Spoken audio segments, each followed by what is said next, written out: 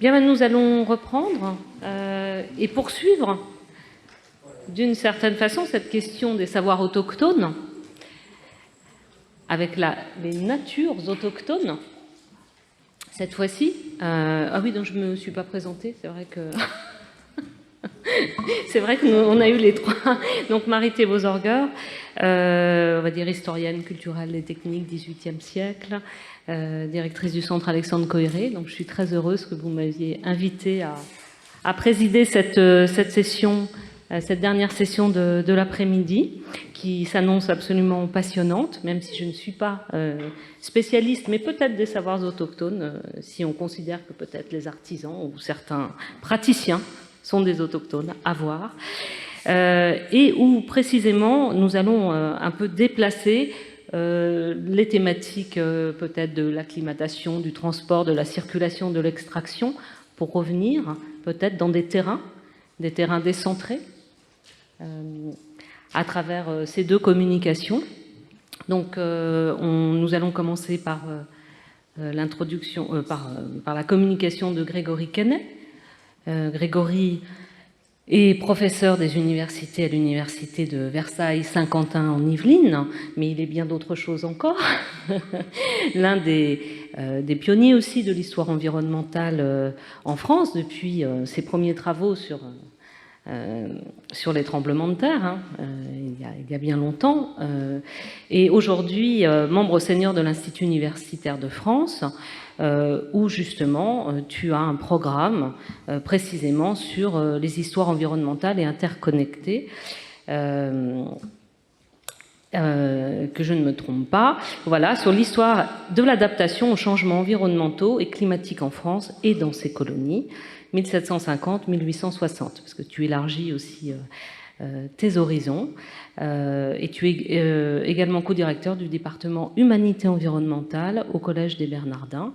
Donc cette question des humanités environnementales, c'est aussi un nouveau champ de recherche dans lequel va s'inscrire aussi cette question qu'on va construire ou déconstruire des natures autochtones, et qui va te permettre, avec la communication aujourd'hui sur connecter ou déplier les archives de l'autochtonie dans l'océan Indien, de revenir sur un terrain que tu explores depuis une dizaine d'années maintenant, autour des Seychelles, d'une histoire environnementale et interconnectée des Seychelles. Voilà, donc je te laisse la parole. Bonjour tout le monde, je voudrais remercier les organisateurs de cette invitation pour ce colloque qui est déjà passionnant depuis ce matin. Je voudrais d'entrée préciser que je vais aborder la question de manière un peu particulière, dans la mesure où je ne traiterai pas que du XVIIIe siècle, mais plutôt ce que je ferai, c'est que je poserai les questions des Lumières à l'écriture de l'histoire aujourd'hui, à travers les savoirs qui sont mobilisés pour écrire cette histoire. Autrement dit, c'est aussi une réflexion sur la contemporanéité des Lumières à travers ces multiples allers-retours. Ces multiples allers-retours, je vous propose de les faire à partir d'un terrain. Alors, attendez, dans quel sens ? Oui, à partir d'un terrain qui est le sud-ouest de l'océan Indien. En réalité, bien entendu, il ne s'agit pas que du sud-ouest de l'océan Indien, puisque cette partie que vous avez sous les yeux est connectée aux autres ensembles de l'océan Indien, ainsi qu'à d'autres océans, comme vous le verrez. Néanmoins, les recherches empiriques que je mène se déploient dans cette zone-là pour une raison particulière, c'est que vous voyez que cette concentration d'îles et d'archipels fait que c'est un endroit de l'océan Indien où se joue particulièrement la relation entre différenciation et circulation, qui est quelque chose que j'essaye de saisir. Et d'autre part, il y a dans cette partie-là une autre dimension particulière, c'est qu'un certain nombre de ces îles sont restées inhabitées jusqu'à une date récente. Les Seychelles, Maurice, la Réunion, etc. étaient des îles inhabitées avant l'arrivée des Européens, à la différence des Comores ou de Madagascar, qui avaient une histoire beaucoup plus ancienne. Et donc, bien entendu, c'est quelque chose qui met tout de suite à l'épreuve cette catégorie d'autochtonie, puisqu'on a une autochtonie sans autochtone d'une certaine manière, et donc quelque chose à déployer. En introduction, toujours, il est important de dire que c'est une manière de rouvrir un dossier historiographique qui a joué un rôle dans cette historiographie des Lumières, qui est le dossier histoire environnementale, histoire globale, car le rapport entre histoire environnementale et histoire globale s'est joué ici, s'est installé ici dans l'océan Indien, en particulier avec les travaux de Richard Grove, son fameux chapitre de Green Imperialism consacré à Pierre Poivre, montrant comment la science européenne avait projeté des savoirs à travers la haute administration, des savoirs sur ces îles, tout en pour saisir une réalité physique nouvelle et mettre en place des politiques marquant une rupture dans l'histoire des sciences et des pratiques coloniales. Autrement dit, c'est le laboratoire colonial que je viens d'exprimer aussi à travers la tension entre ces différentes dimensions qui apparaissent clairement dans la formulation même dans cette formulation. Enfin, ce que je vous présente, c'est un chantier de recherche que je développe en étroite collaboration avec des collègues sédimentologues et paléogénomiciens, écologues, géochimistes. Néanmoins, il ne s'agit pas d'une écriture commune, et ce que je vais vous présenter, c'est plutôt la façon dont j'essaye d'installer l'interface entre l'histoire environnementale et ces sciences de la nature, des sciences de la nature qui ont un long historique de recherche, en particulier à La Réunion, comme vous le verrez, moins dans d'autres îles. Or, cette interface, elle pose des questions de sources, de méthodes et de résultats que je voudrais expliquer. Et je vous propose de construire mon intervention à partir d'un dialogue à travers 3 types d'archives. Ceci est une carotte, ceci est une lave du XVIIIe siècle, ceci est une archive séchelloise de 1977. Commençons dans un premier temps à présenter chacune des archives et les questions de méthode qu'elles soulèvent. La carotte. La carotte, c'est un enregistrement sédimentaire qui a été réalisé dans le lac de Sillaos, que vous voyez sur ces photographies, un lac de Sillaos à La Réunion, dans un contexte urbain dense, entre 1 et 2 mètres de profondeur, 200 à 300 mètres de dimension. Et cette carotte qu'ont réalisée ces collègues, à partir d'un tube qu'ils enfoncent dans les sédiments, saisit une période de temps qui est environ 3000 ans. Cette carotte, nous l'avons réalisée pour ainsi dire ensemble, puisqu'il se trouve que j'ai financé ces travaux en collaboration. Et d'ailleurs, vous voyez la petite mention en dessous. En fait, j'aurais pu financer ceci avec mes financements de l'IUF, mais j'ai trouvé beaucoup plus amusant de passer par les Bernardins et que l'archevêque de Paris finance des carottes de sédiments dans l'océan Indien pour faire de la paléogénomique, renvoyant à la longue histoire de relations entre la science et l'Église. Passons. Je ne rentre pas dans le détail, mais ce que vous avez sous les yeux nécessite des opérations complexes. Et en fait, c'est une première mondiale, parce que jusqu'à maintenant, on n'avait jamais été réalisé de la paléogénomique en contexte tropical, le contexte tropical étant censé dégrader l'ADN environnemental qui, de ce fait, se trouve inutilisable. L'équipe avec qui je travaille à Chambéry a été pionnière dans la mise en place de l'ADN environnemental, quelque chose qui existe depuis une quinzaine d'années, pas plus, mais qui s'est surtout perfectionné ces dernières années, et qui consiste à partir d'un carottage, avoir finalement l'ensemble des produits de l'érosion qui se déposent strate par strate dans un lac, et de ce fait de pouvoir analyser l'ADN de tous les êtres vivants, plantes et animaux, qui ont vécu là sur des milliers d'années. Autrement dit, par rapport à la palynologie qui ne saisit que les plantes à pollen, vous avez une expansion absolument extraordinaire. Alors ces collègues, vous voyez, ce sont dans la tradition des sciences du XVIIIe siècle, ce sont des bricoleurs, ils construisent des petits bateaux, ils construisent des appareils qu'ils soudent eux-mêmes. Pour les Seychelles, ils ont inventé un petit bateau pneumatique qui tient dans des bagages d'avion et que l'on pourra emporter avec nous. Ils font des opérations hétérogènes, puisqu'en réalité, pour faire 7 carottes, il a fallu assembler 3 carottes différentes, il a fallu la calibrer. Et c'est là que la collaboration avec les historiens est nécessaire, parce que sans les historiens, il est très difficile de caler cette chronologie, et ceci a été le début de notre collaboration. Deuxième chose, cette coulée de lave du XVIIIe siècle. Cette coulée de lave du XVIIIe siècle, elle se situe dans la partie sud de la Réunion, dans la partie qui est à côté des Grands Brûlés, c'est le Tremblay exactement. Et là, c'est une autre méthode avec un autre collègue écologue, où en fait les écologues utilisent les laves comme, disent-ils, des machines à remonter le temps. Je m'explique. Lorsqu'il y a une coulée de lave, en quelque sorte, l'histoire de la végétation repart complètement à zéro. et donc on puisse suivre son développement et les relations fonctionnelles. Vous voyez la partie en lave et la partie où les arbres ont regagné le terrain. Autrement dit, vous avez une sorte de laboratoire, de machine à remonter le temps qui permet de repérer des éléments qui ont disparu par rapport à des périodes historiques où on observe un autre type de repeuplement des végétaux. Et donc, c'est un outil extraordinaire pour analyser historiquement les relations entre faune, végétation, et c'est ce que je vais vous développer.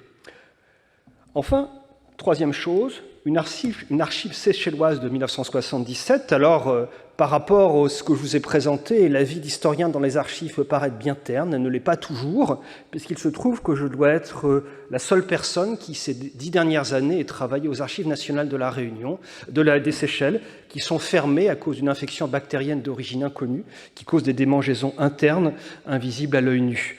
Et pourquoi j'ai pu y travailler alors que les archives nationales étaient fermées, ce serait une longue histoire, mais ce n'est pas le sujet ici. Pourquoi avoir fait tant de kilomètres et tant de difficultés pour finalement analyser des fonds qui sont des fonds photocopiés, donnés par l'Orstom, vous avez le tampon avec les compliments de l'Orstom, en 1977, après l'indépendance des Seychelles qui a lieu en 1976. Eh bien, ce contexte-ci a été crucial pour percevoir ces archives dans leur contexte. C'est-à-dire que sans ceci, je n'aurais pas découvert que cet édit de 1787 est appelé sur place la Constitution de la nature, à cause d'une loi protégeant de manière extrêmement forte, à la manière de Pierre Poivre, qui était d'ailleurs, qui était commissaire intendant des Seychelles aussi, même s'il n'y est jamais allé, protégeant de manière très forte le bois, obligeant à reboiser, limitant la taille des propriétés, etc. Mais à la différence de ce qu'on trouve à Maurice, eh bien, cet édit de 1787 contient une partie sur les tortues, qui représente la moitié du texte et qui est extrêmement forte. Interdiction de les ramasser selon certaines conditions, création de parcs à tortues, condamnation très lourde, y compris arrestation du capitaine du navire qui ne respecterait pas ses instructions. Seulement 17 ans après l'installation des Français sur l'île, la tortue est déjà menacée et de fait, elle a disparu de la Réunion depuis les années 1730. Et donc ce sont ces allers-retours qui sont importants parce qu'en réalité, il a fallu que je passe par les archives anglaises qui sont à Kew Gardens pour comprendre comment, dans le contexte de l'indépendance, eh bien, le président élu après un coup d'État avait construit l'image, avait inventé l'idée d'une écologie créole héritée des Français pour s'opposer à la façon dont les Anglais, dans le cadre du processus d'indépendance, avaient mis sous cloche toutes les parties les plus remarquables de la nature séchelloise en les confiant à des fondations internationales de droit anglais, de telle sorte que les Seychellois ne puissent plus avoir accès à ce que, disait-il, dans ce tract du Parti de libération séchellois, était leur pain, alors que le tourisme n'est que le beurre sur ce pain.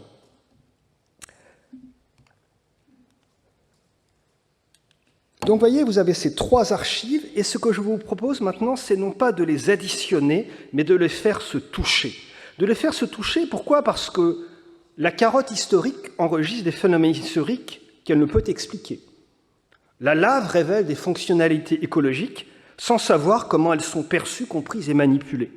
Enfin, l'archive de l'historien documente des politiques environnementales sans pouvoir les rattacher à un état antérieur et postérieur de l'environnement. Et donc, je vous propose d'interroger cette continuité à travers un dialogue critique avec l'histoire environnementale globale, ce qui est mon deuxième point. Puisque, en fait, mis ensemble, ces trois types d'archives recomposent plusieurs acquis de l'histoire environnementale globale, pour ne pas dire le remettre en question, sur 9 points. Le premier point, c'est que ceci relativise le primat qui a été accordé à la circulation et acclimatation des espèces dans la compréhension de l'histoire environnementale des îles. En réalité, les écologues ont montré ces dernières années qu'il y a eu un épisode plus important qui est la disparition des gros frugivores.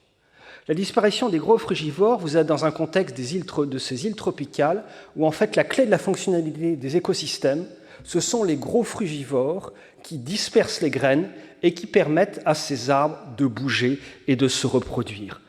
Prenons un exemple très simple. Les fruits du grand nat.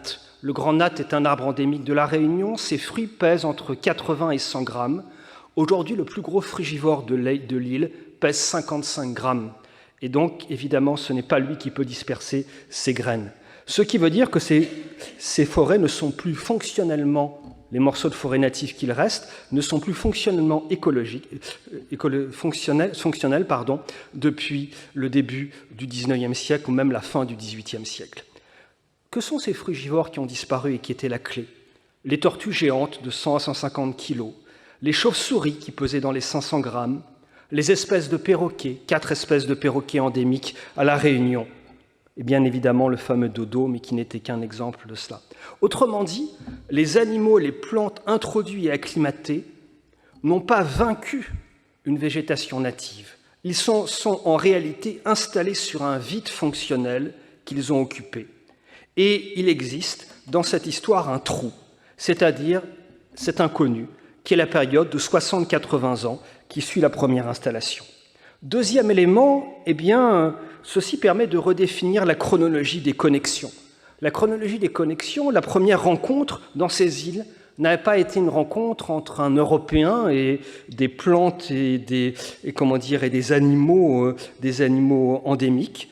La première rencontre, ça a été une rencontre entre un rat et des plantes et des animaux endémiques. Vous avez les dates d'installation dessous. Au-dessus, vous avez ces documents qui montrent comment on peut croiser l'archéologie et l'ADN, cette fois-ci l'ADN ancien, et pas l'ADN environnemental, avec ces haplotypes qui vous présentent, qui vous reconstituent les filiations entre les différents rats. Et on sait aujourd'hui qu'il y a eu, à des dates qui donnent des traces d'ADN ou des traces archéologiques, des rats qui ont été débarqués sans qu'il y ait installation humaine, ce qui contribue à modifier profondément.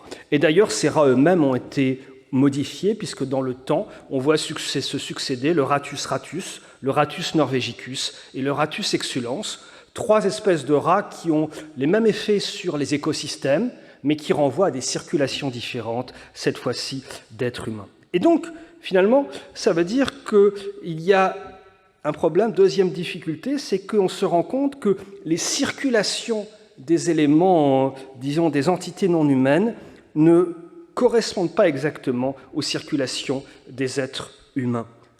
Troisième chose, l'ADN ancien permet de réévaluer la compréhension de la circulation des espèces parce qu'elle a fait tomber ces dernières années la distinction entre le sauvage et le domestique. La littérature parle ces dernières années d'ailleurs de semi-domestique. Les exemples, les plus beaux exemples que l'on connaisse dans la littérature sont surtout consacrés à l'Amérique du Sud et à l'Amérique et à l'Asie. Je pense à la façon dont la compréhension de la génétique de la tomate a été complètement bouleversée ces dernières années. Pour l'océan Indien, on a moins d'exemples, mais néanmoins il y en a. Si vous regardez cette peinture de Maya North, qui est le premier peintre à aller aux Seychelles, elle peint dans les années 1880 ces peintures qui sont conservées dans une salle spéciale à Kew Gardens. En fait, elle peint que des plantes invasives et des fruits invasifs et exotiques, donc quasiment aucun n'est endémique, et dont on peut faire effectivement la génétique. Je pense en particulier à l'Hypomoea, qui est mentionné ici, et dont on sait aujourd'hui que les propriétés, qui est la capacité de stockage des racines, que l'on pensait longtemps un effet de la domestication, est pour partie quelque chose qui précède l'histoire humaine et qui en même temps a été faite par de multiples sauts, sans qu'il y ait finalement cette histoire avec 2 termes que l'on a pris l'habitude d'écrire, une histoire native dans les écosystèmes et une histoire européenne qui est modifiée. En réalité, en termes d'évolution des plantes, c'est quelque chose qui est totalement faux. 4e élément, je crois, les historiens se sont concentrés sur des faits d'occupation destructive liés à l'occupation de la nature, qui existent. Vous avez ces cartes qui essaient de reconstituer l'évolution de la végétation, par exemple pour la Réunion. Vous voyez la transformation des zones de répartition des frugivores, des arbres à gros fruits, par exemple. Vous avez ces effets-là. Mais en réalité, ce qui est plus important, plutôt que de se concentrer sur des espèces emblématiques, comme l'ont fait les historiens, c'est en réalité d'étudier les relations fonctionnelles. La tortue est un frugivore. La tortue va du littoral jusqu'au pied des montagnes, elle monte très haut, elle disperse les graines et elle est, avec un certain nombre d'autres animaux, elle joue ce rôle. Ce qui veut dire que, par exemple, utiliser historiquement le pourcentage de déforestation comme un indice de la dégradation environnementale est écologiquement trompeur. D'ailleurs, il y a aujourd'hui un paradoxe si on compare l'île Maurice et la Réunion. La Réunion a conservé des parties de forêt primaire qui n'existent pas à l'île Maurice, mais en revanche, la Réunion a perdu beaucoup plus la plus grande partie de ses espèces endémiques, dont certaines, notamment oiseaux, existent à l'île Maurice, parce qu'il y a une fonctionnalité écologique qui est restée plus forte, dans la mesure où le gradient topographique n'est pas le même, et il n'y a pas eu cette rupture qui est la destruction des forêts de plaine. Et donc ça amène à interroger autrement la notion de dégradation environnementale et la façon dont on l'utilise de manière normative. Autre modification, eh bien, cela conduit à repeupler l'histoire environnementale qui apparaît au fond assez dépeuplée. Je fais une critique pour ma propre chapelle, mais ce qui n'est pas gênant, puisque dès son origine, l'histoire environnementale s'est fixée comme objectif d'écrire de meilleures histoires qui soient capables d'attraper des êtres qu'elle avait négligés. Et donc dire aujourd'hui qu'elle néglige encore de multiples êtres, eh bien, c'est tout à fait cohérent avec son projet fondateur.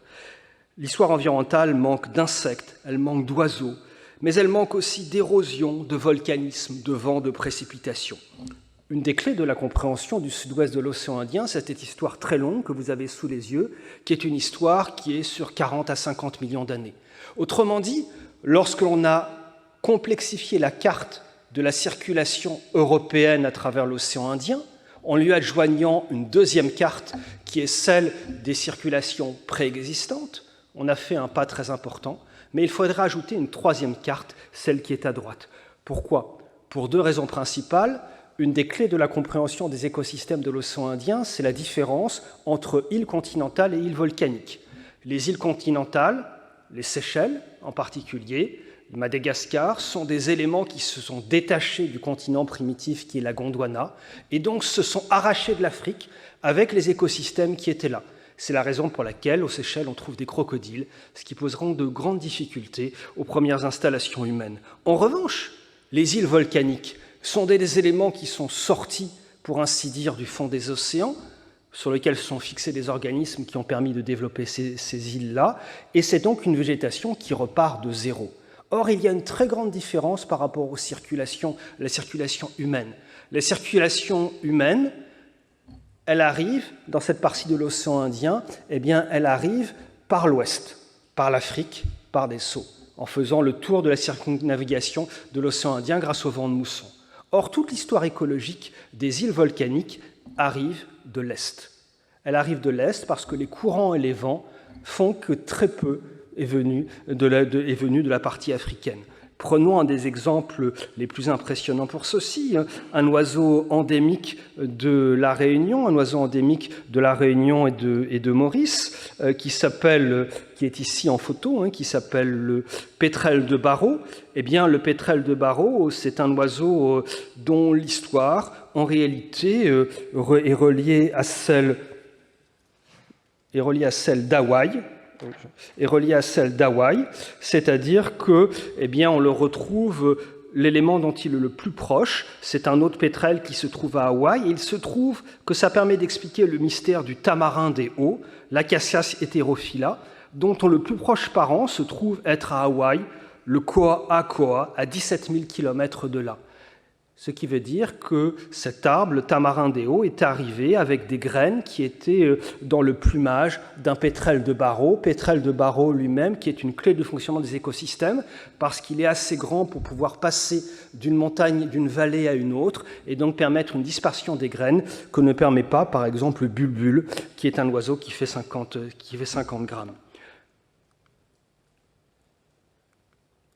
Autre élément, c'est que ceci permet aussi de rebattre la compréhension des faits historiques eux-mêmes.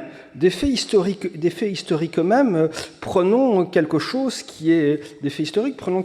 très simple, qui est un ouragan. Voilà un fait historique, un ouragan. On peut faire une histoire des ouragans et des cyclones en discutant de la façon dont on utilise les sources et dont les sources construisent socialement la réalité différemment. Je vous renvoie à cette belle discussion entre, Emmanuel Garnier Emmanuel Garnier et Alessandro Stanziani. Mais finalement, est-ce que ce n'est pas réifié et isolé? Peut-on faire une histoire des cyclones et des ouragans sans relier ceci à l'érosion, sans relier ceci au glissement de terrain, c'est-à-dire des physicalités qui sont complexes, puisqu'il y a simplement 2 ans, par exemple, des collègues ont réussi à montrer que l'érosion et les glissements de terrain étaient plus fréquents sur la zone qui n'est pas soumise, qui n'est pas exposée au vent, que l'inverse, parce que ce qui compte, ce n'est pas la quantité de précipitations reçues, mais ce sont les variations. Et les variations de précipitations reçues sont plus importantes sur la zone qui n'est pas exposée. On peut aussi, autre élément pour complexifier, eh bien, c'est une façon de redéfinir ce qui est natif ou invasif. La fameuse autochtonie. Prenons l'exemple de l'histoire des tortues. Il y a simplement quelques années, 3-4 ans, un article a montré que, contrairement à tout ce qu'on pensait, la tortue de la Réunion, celle qui disparaît dans les années 1730, est une tortue endémique de la Réunion, puisqu'en fait, il y a 25 millions d'années, elle s'est séparée des autres arbres qui sont ici, qui étaient d'autres types de tortues, et elle a développé une tortue particulière, qui était une tortue casquée. Ce qui a des conséquences pour l'historien et ses catégories, parce que l'historien, est-ce qu'il doit utiliser des catégories comme plantes invasives? Pourtant, d'ailleurs, on ne dit pas des humains invasifs, sauf dans certains contextes, ce qui soulève des questions. On peut s'interroger sur l'édit de 1787 aussi, quand l'édit de 1787 a comme catégorie la viande de tortue. Qu'est-ce qu'une viande de tortue par rapport à la tortue? Et enfin, ça veut dire tout simplement que cette tortue qui disparaît à La Réunion dans les années 1730, c'est d'un geste 25 millions d'années d'évolution qui disparaissent de manière irrémédiable. Enfin, autre élément que l'on peut mettre en place, c'est qu'on peut, autre élément qui amène à questionner l'histoire environnementale globale, c'est que ceci oblige à réinterpréter à nouveau frais la question de la responsabilité historique. La question de la responsabilité historique, vous avez sous les yeux le tableau fait par les collègues Check et Hume sur l'ensemble des espèces endémiques Réunion, Maurice, Rodrigue. Il n'y a pas les Seychelles parce qu'en fait les Seychelles n'ont pas du tout bénéficié du même travail, du même investissement des écologues. Vous voyez l'ensemble des espèces qui sont éteintes. Il faudrait notamment les chauves-souris disparaissent très tôt, dès la fin du XVIIIe siècle, début du XIXe, une grande partie des oiseaux, etc. Or, c'est une histoire qui complexifie la responsabilité historique. Pourquoi? Parce que si on fait l'histoire de la déforestation, c'est évidemment l'histoire des grandes plantations sucrières, l'histoire du capitalisme, mais si on fait l'histoire de la disparition des frugivores, eh bien, il se trouve que tout le monde y participe. Colons, esclaves, petits blancs, esclaves marrons, parce que, notamment, le pétrel de Barrow que je vous montrais tout à l'heure, eh bien, il est exterminé parce qu'on le fait mariner comme des anchois que tout le monde mange. Et ce que cette gravure qui vous représente des Hollandais en train de tuer à coups de bâton des perroquets est quelque chose de largement pratiqué. Et bien évidemment, cette question, il faut pouvoir la soulever avec beaucoup de rigueur, parce que c'est une question sensible, à un moment où certaines catégories militantes, comme celle par exemple d'environnementalisme créole, laissent à croire qu'il y aurait des savoirs locaux et autochtones, d'habitants qui ne sont d'ailleurs pas des natifs, qui auraient développé une forme d'harmonie et de respect de la nature, la comprenant et la respectant. C'est une histoire là aussi plus complexe. Enfin, un dernier élément qui est recomposé, c'est que ça permettrait de documenter plus précisément les controverses historiographiques sur les impacts environnementaux. Je renvoie à ce débat que j'ai depuis des années avec Jean-Baptiste Fressoz autour de Pierre Poivre, puisque pour Pierre Poivre, on peut dire tour à tour que ce n'est simplement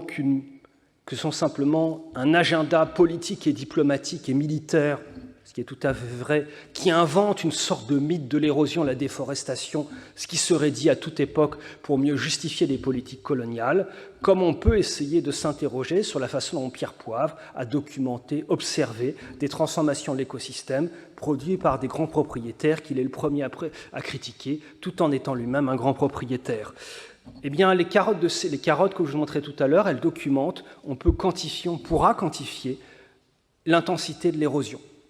Ce qui veut dire qu'il faudra à partir de là, l'expliquer. Autrement dit, je conclurai cette deuxième partie, vous verrez la troisième sera beaucoup plus brève, en disant que ces 9 déplacements rebattent les cartes des individualités historiques. Et c'est ce que j'aimerais maintenant poser dans une troisième partie très rapide, c'est en disant de certaine manière, eh bien, comment élaborer un cadre d'analyse qui fasse tenir ensemble toutes ces archives et ces différentes manières de procéder. En apportant une petite précision, peut-être avez-vous eu l'impression, dans ce que je viens de dire, que je ne faisais rien d'autre que de résumer une bibliographie scientifique abondante. En réalité, ce que j'ai fait, c'est que je l'ai importé dans ma discipline, puisque tout ce que je vous ai dit à partir de ces archives, à partir de ces articles scientifiques, si vous les lisez directement, vous verrez que vous n'en retrouverez rien, puisqu'ils en tirent des conclusions tout à fait différentes, leurs questions n'étant pas les mêmes. Alors, comment élaborer un cadre d'analyse qui fasse tenir ensemble ces archives? Dipesh Chakrabarty et Bruno Latour ont fait une distinction importante, qui est la distinction entre la planète et le globe. Je n'y reviens pas. Hein. Sujit Sivasundaram, que vous entendrez demain, a écrit un article important qui revient aussi sur cette question-là. Autrement dit, eh bien, cette figure qui était celle de l'histoire orientale globale, qui est le globe, les interconnexions, est distincte de la Terre, qui est la Terre habitable, la Terre habitée, et l'ensemble des éléments qui fournissent les conditions d'habitabilité de la Terre. Chakrabarty et Latour fournissent 2 réponses différentes, assez peu réjouissantes pour l'écriture de l'histoire. Chakrabarty, c'est une histoire négative aux limites de la compréhension historique, même s'il a essayé depuis d'apporter des éléments qui permettent d'en sortir, notamment en zoomant et dézoomant.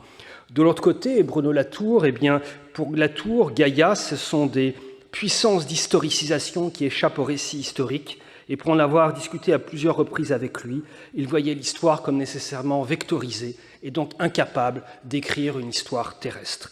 Eh bien, je voudrais vous proposer néanmoins de tenter, et c'est ce chantier de recherche.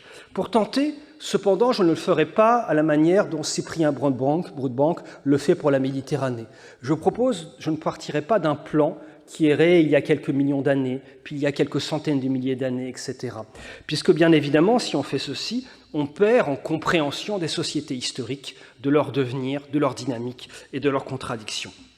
Je vous propose tout à fait autre chose que j'appelle une histoire environnementale planétaire à échelle réduite. Une histoire environnementale planétaire à échelle réduite, pour comprendre ce que c'est, partons de cette petite image que vous avez sous les yeux, énigmatique, c'est un rectangle. C'est un rectangle de 7 cm sur 3, utilisé par un collègue pour faire de la paléogénomique, de l'ADN ancien, et dans la grotte de Denisova.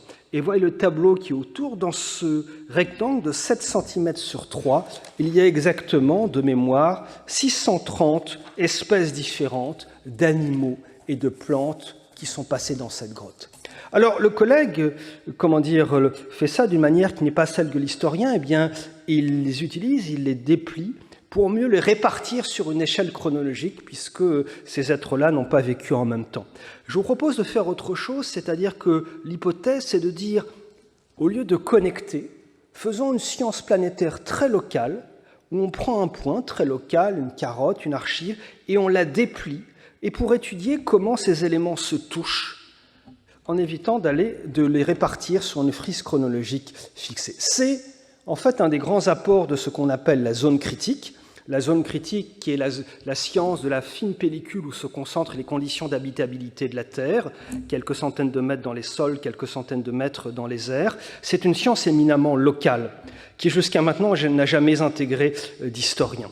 Et donc, le projet de recherche, que du coup je ne développerai pas puisque vous entendez que je suis arrivé à la limite de mon temps, eh bien ça consiste à suivre cette intuition, et je prendrai juste un exemple. Je reprendrai l'exemple de ma tortue, sur lequel j'ai réfléchi récemment avec un de mes doctorants, Quentin Paridimal, qui devait rédiger un article sur la tortue de la Réunion. Au fur et à mesure de son discussion, il est apparu que la tortue de la Réunion, eh bien, qu'est-ce que c'est ?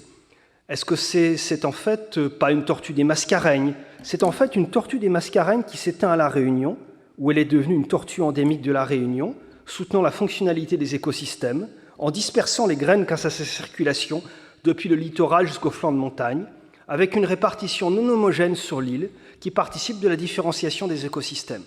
Ce qui change la signification historique de son extermination causée par les hommes, impliquant tous les groupes sociaux qui habitent l'île au XVIIIe siècle, et qui, d'un seul coup, fait se croiser 25 millions d'années d'évolution avec quelques années d'occupation humaine.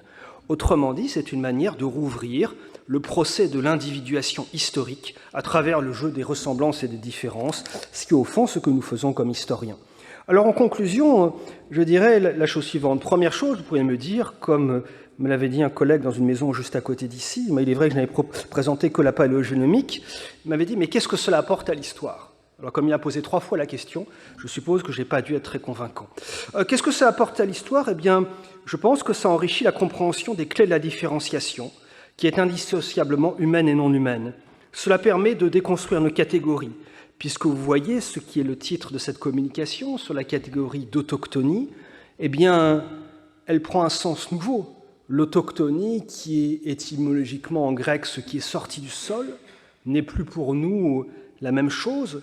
Nous n'avons plus le cadre, des Grecs anciens, et l'autochtonie, ce serait la façon dont on se donne à soi-même un sol, et ce qui reviendrait à s'interroger sur les opérations historiques que l'on mène à travers ceci. L'endémisme qui n'est pas l'autochtonie, l'endémisme, c'est comment on fait peuple sur un sol. Pour les écologues, c'est facile, c'est une espèce. Eh bien, pour les êtres humains, comment fait-on société sur un sol à partir d'une situation où on s'est donné le sol à soi-même par une série, d'opérations historiques.